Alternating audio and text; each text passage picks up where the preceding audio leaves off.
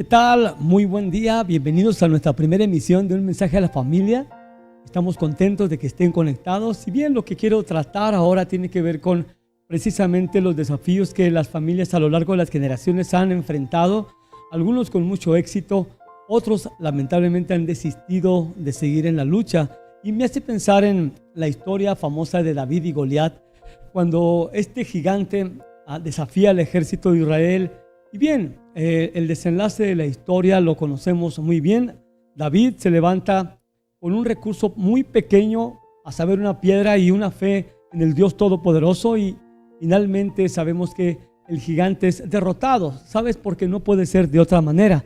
Para nosotros que hemos creído en el Señor Jesucristo, solamente necesitamos esa fuerza pequeña unida obviamente al poder sobrenatural, al todopoderoso Dios que está de nuestro lado, y vamos a lanzar esa piedra. Dios la dirigirá y veremos al gigante caer. Y estoy muy feliz de que ahora me acompaña mi gran amigo, consiervo, Pastor Fernando Hernández, de la Iglesia Renovación en el Espíritu Santo. Hermano, gracias por estar aquí. Me da mucho gusto que estés aquí en el programa. Al contrario, pastor, muchas gracias por invitarme. Me siento muy honrado y privilegiado de estar contigo en este día. Qué bueno, es un tiempo muy interesante el que vamos a estar compartiendo. Y bien, quiero ir directo al tema que estaremos tratando, Fernando. Nos damos cuenta ahora que hemos salido de la pandemia, aunque se oye así como que un tema como ya pasado, todavía estamos recogiendo secuelas de distintos problemas que surgieron en medio del confinamiento. Y me daba un poco de gracia el escuchar personas que decían: ya estoy cansado de tener a mi esposo en la casa, ¿no? Porque ahí los tenían todo el día, y los esposos desesperados también porque no estaban habituados a un alto tan prolongado de sus actividades cotidianas. Y mucho más que eso, lamentable realidad de lo que ocurrió dentro del confinamiento, y es el hecho de que como no sabemos convivir por largo tiempo como familia, se suscitaron problemas matrimoniales, problemas con los hijos, un aislamiento que hubo de los hijos hacia los padres que los llevó a encerrarse en las redes sociales. Y un estudio que se hizo en este tiempo es el incremento estratosférico del consumo de la pornografía, precisamente durante el tiempo de la pandemia. Y un fenómeno que se dio también, es muy lamentable, es el abuso sexual incestuoso. Yo me di cuenta de varios casos, y sé que hay innumerables casos que se dieron: niños, niñas abusados por sus padres, lamentablemente, o por sus hermanos o hermanas, tíos o abuelos abusando de los nietos. Es algo muy, muy doloroso que no puede pasar por alto. Y bien, ¿cuál es tu perspectiva en cuanto a este hecho tan lamentable? ¿Y qué fue lo que tú viste en relación a este tema? Sí, pastor, fue algo muy, muy lamentable. Es muy lamentable, como tú comentas, este tipo de situaciones que se vivieron dentro del hogar durante el confinamiento.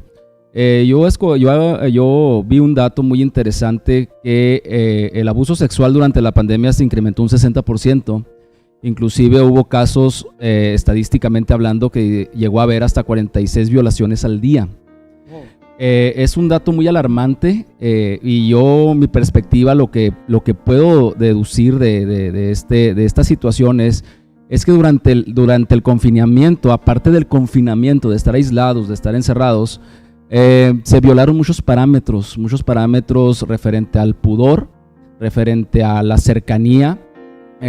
Tú sabes, las casas promedio aquí en nuestra ciudad son casas pequeñas en donde la falta de privacidad, el exhibicionismo, la salida satisfactoria a un tipo de estrés, el ocio, ¿verdad? El internet, lo que tú hablabas ahorita, pastor, las plataformas como de entretenimiento, ¿no? Como Netflix y HBO, todo ese tipo de plataformas forman parte importante, ¿verdad?, de un descaro a nivel medios de comunicación, ¿verdad?, que influyen mucho en el comportamiento de las personas.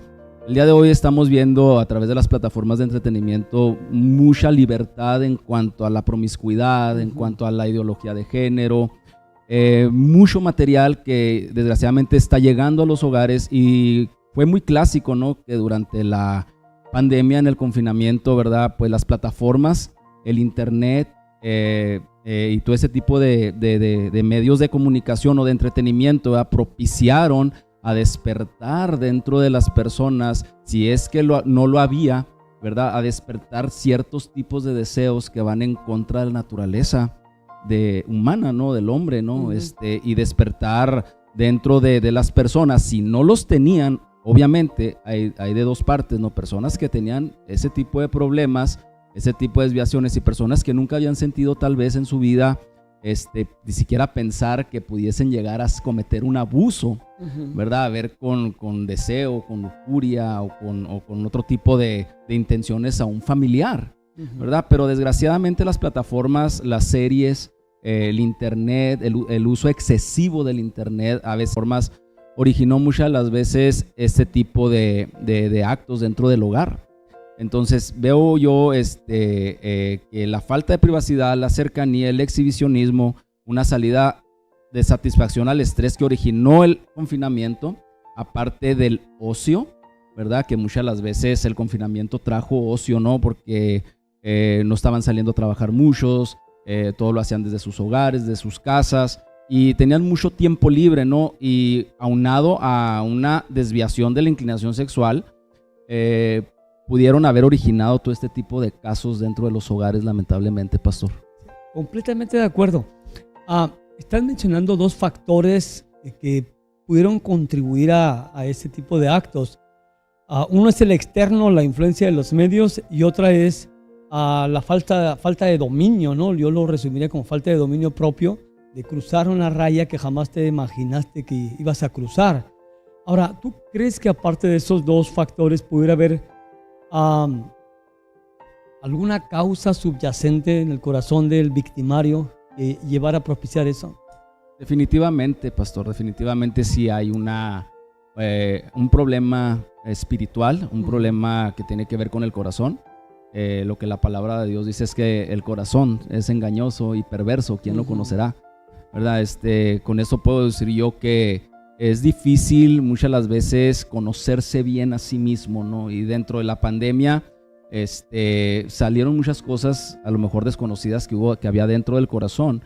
Todo apunta al pecado, a la naturaleza pecaminosa, pero relativamente sí hay un problema interno que no se va a resolver de otra manera más que con la ayuda de Dios, ¿no? Por parte del victimario, ¿verdad? El victimario tal vez durante toda su vida nunca llegó a cometer un acto de esta magnitud, porque si tú lo ves por el lado legal y civil, ¿verdad?, pues obviamente está actuando en un delito, ¿verdad? Pero si lo ves por el ámbito espiritual, es más que un delito, es un daño a su persona que se originó probablemente hace muchos años, ¿no? Y que ahora lo está transmitiendo a una persona inocente, porque en su momento la estadística presume que el victimario fue una víctima. Entonces hay un problema sin resolver dentro del corazón del victimario, ¿no? Y obviamente un corazón que no está restaurado, que no está arrepentido, sanado, obviamente va a ocasionar daños en terceras personas, en esa misma índole, ¿no?, en la que él fue afectado y dañado. Pues yo creo que sí hay un problema interno dentro del corazón de las personas. Ahora, el incesto, sea forzado o sea consensuado, nunca es normal, nunca es correcto y nunca es algo que vaya a traer un beneficio ni a corto, ni a mediano, ni a largo plazo. Si usted fue víctima o está siendo víctima de abuso sexual dentro de su casa o de quien sea, usted no va a poder resolver ese problema por usted misma o por usted mismo. Usted necesita ayuda, no solamente legal, como decía el pastor, pero necesita ayuda, auxilio espiritual, necesita que alguien capacitado le pueda ayudar a salir de lo que usted está padeciendo. Ahora, Pastor Fernando, en tu experiencia, ¿cuáles crees que sean las manifestaciones, o mejor dicho, las consecuencias de un niño abusado que estará experimentando, que estará viviendo durante los próximos años? Porque sabemos que el tiempo no sana absolutamente nada. A tu parecer, ¿qué es lo que le espera a alguien que está sufriendo abuso sexual? A nivel relacional, a nivel familiar, a nivel personal. Claro, pastor, o sea, las consecuencias son a corto plazo, a largo plazo, ¿no? ¿Cómo podernos dar cuenta que un niño está sufriendo ese tipo de abusos, ¿no? ¿Cómo los papás pueden detectar que un niño fue o está siendo abusado? Son cosas muy, muy tremendas que muchas veces los padres ignoramos, ¿no? Y no vemos en nuestros niños, precisamente por la relación, ¿verdad?, de cercanía que tenemos con ellos, la familiaridad, exactamente. No nos damos cuenta, pensamos que son etapas, que son ciclos, va a pasar, etcétera, etcétera. Pero sí hay consecuencias, ¿no?, de un abuso sexual a corto plazo, cuando está sucediendo, y obviamente a largo plazo. A corto plazo podemos notar tal vez que nuestros niños o nuestros adolescentes están pasando por problemas como complejos de inferioridad, aislamiento, temor, miedos, falta de comunicación con los padres, cambios repentinos de humor, tal vez ira, miedo, inseguridad.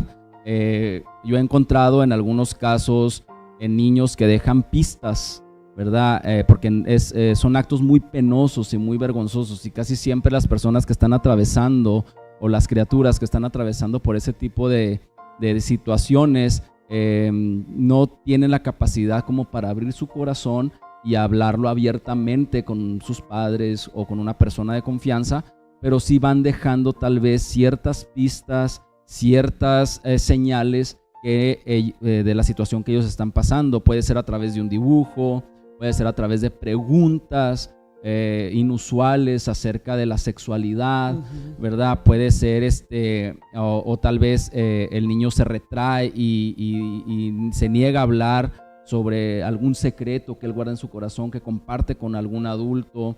Escribe tal vez, dibuja cosas, sueña pesadillas, habla sobre tal vez un nuevo amigo mayor. Piensa en sí mismo o en su cuerpo como repulsivo, se repele a él mismo, se siente sucio, se siente avergonzado, y es bien tremendo, pastor, el daño también mental y espiritual, porque el niño llega a menospreciar por sus padres. Y yo aquí el consejo que yo les puedo dar a los papás es que a sus niños siempre hay que creerles. A los niños siempre hay que creerles. A un niño no hay que darle el beneficio de la duda. A un niño, si está pasando algo, si él te quiere compartir algo, tú tienes que ponerle la atención y obviamente con sabiduría, con entendimiento, ¿verdad? Llegar a la verdad. Si el niño está diciendo la verdad, pero el niño tiene que sentirse en un ambiente de confianza, claro, con sus padres o con una persona. Obviamente sus padres es prioridad, ¿no? Ellos no pueden acercarse con este tipo de situaciones con una persona desconocida o con un familiar cercano como tío, hermano. Tiene que ser con los padres, porque los padres son los que van a tener que tomar soluciones y cartas en el asunto. Entonces un niño, cuando está atravesando por ese tipo de situaciones, conlleva al aislamiento, conlleva a un bajo rendimiento escolar, conlleva a tener problemas de promiscuidad dentro de su círculo en la escuela, con sus compañeritos, tal vez en pláticas con sus compañeritos de temas inapropiados que un niño de 8, 10, 9 años, ¿verdad? No es natural que comparta con sus compañeros. Entonces todas esas son consecuencias a corto plazo, pastor. Consecuencias a largo plazo, pues podemos deducir que es la falta de habilidad para tener una relación sentimental. Inclusive hay casos, pastor, que aún en el matrimonio, personas que en su niñez fueron abusados tienen una dificultad para tener una buena relación con su esposo, con su esposa, ¿verdad? Y de ahí vienen, por ejemplo, muchos casos de depresión, de ansiedad, ¿verdad? De temores, de miedos. Entonces, el abuso sexual tiene muchas consecuencias a corto plazo y a largo plazo, pastor, y son muy devastadoras. Mencionaste algo muy importante acerca de la primera puerta que deberían de ser de ayuda son los padres. Y estoy completamente de acuerdo. Sin embargo, me topé alguna vez con casos en que el papá era el abusador. Entonces el niño iría con la mamá y a veces las mamás caen en una negación y piensan que es imaginación de los hijos y las mamás terminan por no creerle a los niños. Entonces el problema se vuelve mucho más grande porque ya no hay en quien confiar. No puede confiar en el papá porque es el que abusó y no puede confiar en la mamá porque no cree. ¿Cuál crees que sería el paso para alguien que está en una situación así?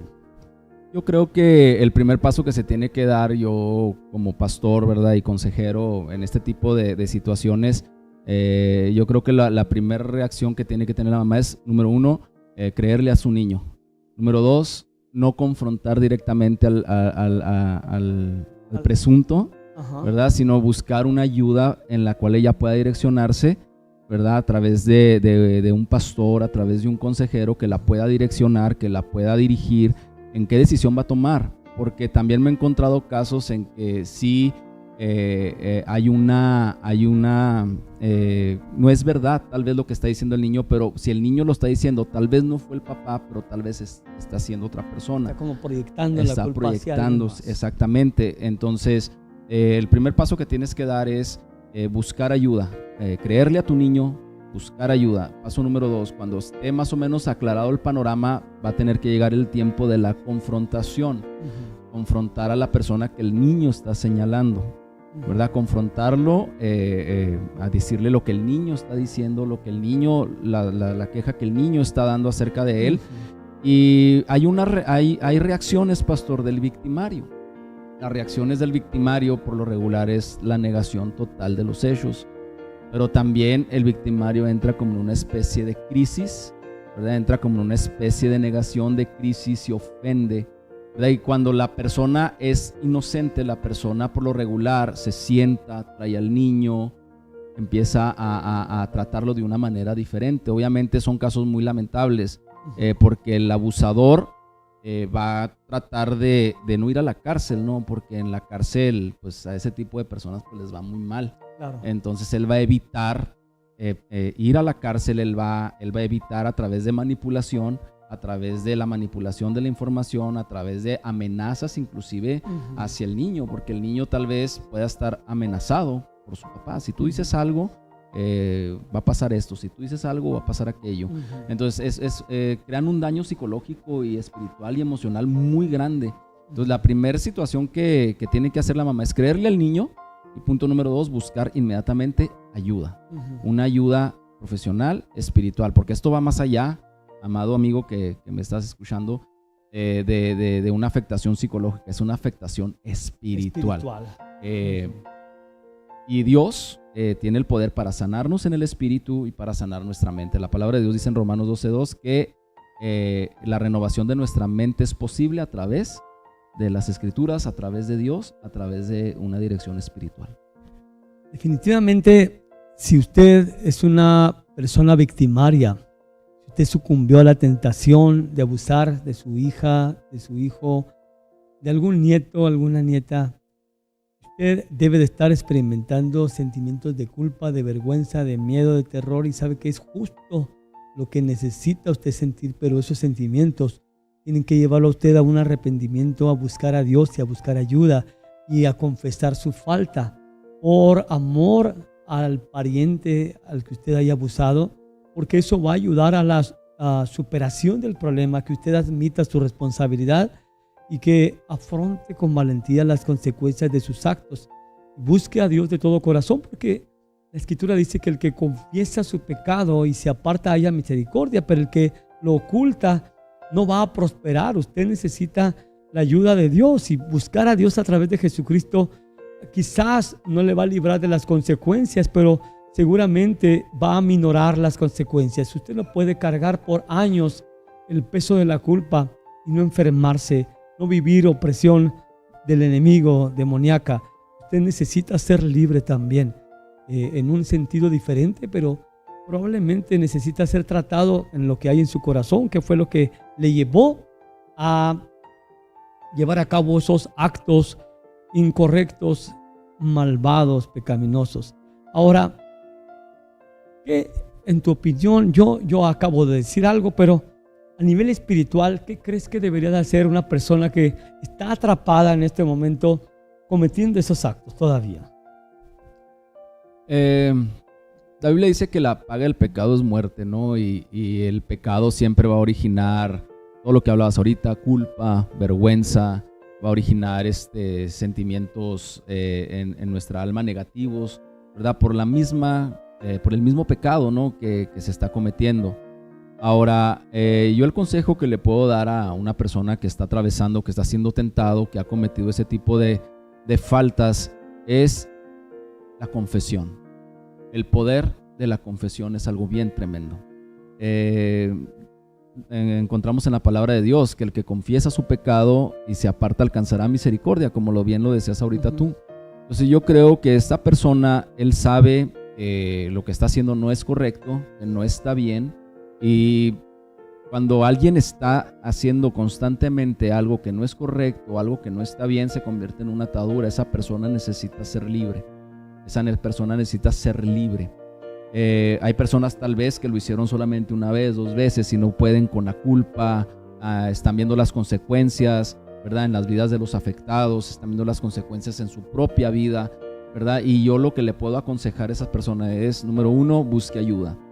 Busque ayuda profesional, de un pastor, de un ministro, de un consejero, que lo pueda comprender y entender en el asunto, ¿verdad? Porque para la ley y para el gobierno esto es un delito y se paga con cárcel. Pero Dios es rico en misericordia. Dios es rico en misericordia y Él puede transformar nuestra vida y aún quitar, ¿verdad? Que nosotros pasemos por un proceso difícil, ¿no? Yo creo que muchos de nosotros, en lo personal, no sé, yo merecía muchas veces estar en la cárcel. Y si a mí se me abriera una carpeta de investigación en estos momentos, pues van a encontrar muchas cosas por las cuales yo debía estar en el cerezo, en la cárcel, en Estados Unidos, tal vez aquí en México. Pero Dios es rico en misericordia y cuando Él llega a tiempo, ¿verdad? Él nos libera, Él nos transforma, muda nuestro corazón, cambia nuestros pensamientos y nos transforma en una nueva criatura. Entonces yo lo que le puedo decir a estas personas es: busque ayuda, busque un pastor, busque una iglesia, busque confesar su falta, confesar su pecado, sométase a una ayuda espiritual, sométase a una guianza espiritual de un pastor, de un siervo de Dios que le pueda ayudar a superar esas ataduras que lo atan, ¿no? Arrepentirse, ¿verdad? La palabra arrepentimiento, pastor, no es remordimiento, la palabra arrepentimiento es cambio de dirección, cambiar de ruta, cambiar de dirección, ¿verdad? Es algo muy importante que también se tiene que llevar a cabo, ¿no? Y entender una cosa, que Dios ama.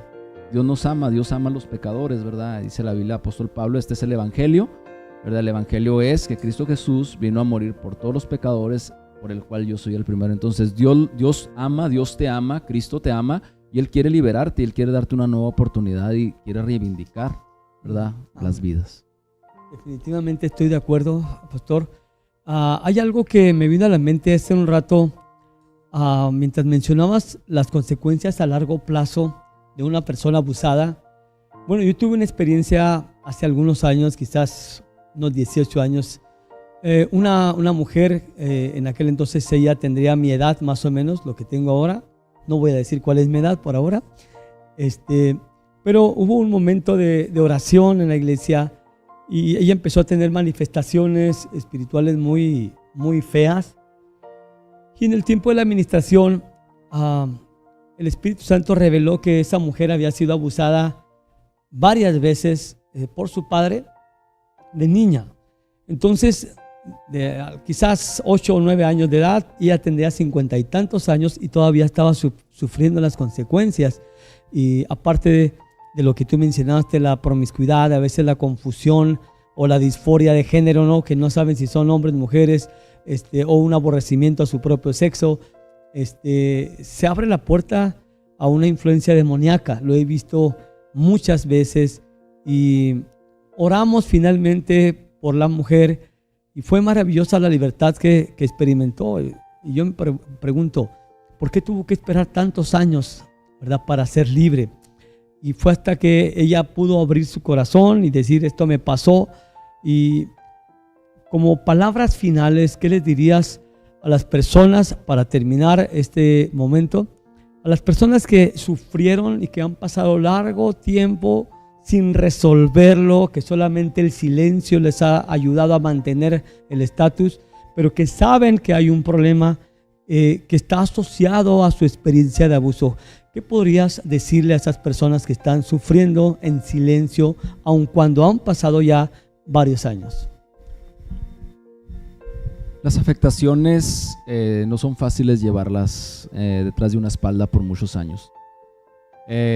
Yo lo que, en mi experiencia personal, pastor, ahorita compartías una experiencia. Yo tuve una experiencia con un jovencito que también tuvo una cierta manifestación y esto fue en un campamento, oramos por él, Dios lo hizo libre y en el momento, por el medio del Espíritu, el Espíritu me revela que él había sido abusado muchas veces, igual. Y las primeras palabras que se me vinieron a mí, a mi corazón, a mi mente para decirle al jovencito fue que él tenía que perdonar a su agresor. Él tenía que perdonar a las personas que le hicieron daño, él tenía que perdonar a la persona que abusó de él, él tenía que perdonar a su papá, tenía que perdonar a su mamá, porque dentro del abuso engloban muchas cosas, el descuido de los padres, la falta de atención, ¿dónde estabas, mamá, cuando me pasó esto? Porque mi padre tuvo que hacer esto. O sea, se desarrolla una serie de amarguras, ¿verdad? En el alma, en el corazón, que solamente Dios puede sanar a través del perdón. Yo lo que le puedo aconsejar a las personas que han estado pasando por esta situación es que busquen igual una ayuda, con quién hablar, con quién platicarlo, personas sabias, personas entendidas, personas que te van a poder dar un buen consejo basado en la palabra de Dios, un hombre o una mujer que te pueda orientar, dirigir en tu proceso de sanidad, porque hay una herida que está sanando y la herida va a dejar de supurar, va a dejar de sanar cuando tú abras tu corazón y esa persona te dirija y te dirija hacia un perdón. El perdón es muy liberador, el perdón es muy sanador. El perdón es para ti mismo, el perdón es para que tú ya no sientas odio, para que tú ya no sientas rencor, para que tú ya no sientas amargura en contra de las personas, porque muchas de las veces los que cometen ese tipo de actos, ¿verdad? No reciben su retribución o su pago, ¿no? O andan muy libres, felices. Que se salieron con la suya, exactamente, ¿no? Cosas así. Entonces el que vive en opresión es la persona dañada. Entonces el perdón es muy liberador, pastor. Yo siempre aconsejo perdón. Obviamente no es fácil, la palabra perdón es muy corta y se dice muy fácil, pero el perdón es una decisión, es algo que yo decido, es algo que yo decido hacer, que es abrirle la puerta a esta persona de mi corazón y ser yo libre y sentirme en paz conmigo mismo. Si tú estás pasando por problemas espirituales y sientes que cuando tal vez eres cristiano, no eres cristiano, no sé, eres creyente o no eres creyente, pero tal vez sientes problemas espirituales, opresión, tal vez sientes algo en tu mente que no te deja avanzar, hay estancamiento en tu vida, hay situaciones de pobreza extrema, hay situaciones de inestabilidad. Busca ayuda, busca un consejero, busca un pastor, busca a alguien que te pueda direccionar. Pero yo creo que el perdón, pastor, el perdón, yo he conocido casos en que el perdón logra sanar el corazón de las personas y la mente de las personas. Sí. El perdón hacia tu agresor, el perdón hacia tus padres, el perdón hacia tus hermanos, el perdón es algo muy tremendo. Creo que es un excelente primer paso, ¿verdad? Porque de hecho el perdón es una primera fase de la sanidad, como tú lo dices, y luego viene el proceso de recuperar la confianza, ¿no? La estabilidad, el sanar las memorias, los recuerdos. Creo que es parte también del proceso, ¿no? Para que nadie piense que es algo, por decirlo de una forma, mágico, ¿no? Voy a perdonar y ya se acabó todo. Sepamos que hay un proceso después del perdón, pero que es el primer paso, ¿no? Como tú lo dices, y aunque ya es parte de otro tema, pero es crucial para la sanidad de las personas que han sido abusadas. Muchas gracias, pastor, te agradezco por estar aquí con nosotros. Gracias a ti. Ha sido un honor platicar contigo, muy edificante y y deseamos que esto llegue a mucha gente. Por favor, si usted tiene una lucha de esa naturaleza como victimario, como abusador, como víctima, como abusado, por favor déjenos un comentario sin ninguna pena, déjenos un teléfono o comuníquese, pida consejería, y estamos dispuestos a ayudarle hasta que usted llegue a la plena restauración. Una vez más, Fernando, muchas gracias. Gracias a todos los que están aquí. En verdad, que el Señor les bendiga. Nos vemos en una próxima emisión de Un Mensaje a la Familia. Dios les bendiga.